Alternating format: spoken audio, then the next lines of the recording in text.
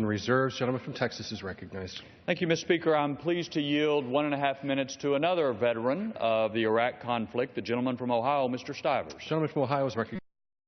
1.5 minutes. Thank you, Mr. Speaker. I'd like to thank the chairman for yielding time. This National Defense Authorization Act is really important.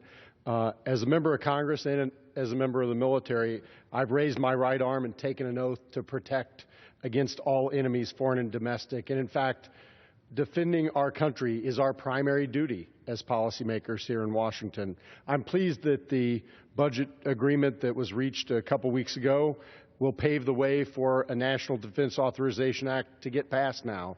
It was really unfortunate that the president chose to veto that over domestic spending priorities, but I'm glad that we're here where we can actually fix some of the things that need fixed. This bill, as you've heard, protects and helps 83% of our servicemen and women who don't reach 20 years of service, allows them to walk away with something. More importantly, this bill will help reduce the incidence of suicide among our members of the military. And suicide is an epidemic in our military right now. They've been through a lot over the last 10 or 15 years, and we need to give them the help they need. This bill helps do that. This bill makes very important other reforms in the acquisition process, but most importantly, it gets the soldiers in harm's way the resources they need to do their job.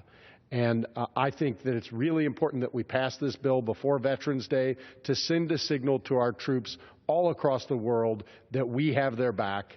And when they answer the nation's call and we send them into harm's way, we're going to get them what they need to do the job and help them return home safely. For those reasons, I urge my colleagues to vote yes on this bill, and I thank the gentleman and yield back the balance. Gentleman's time has expired. Gentleman from Texas reserves. Gentleman from Washington.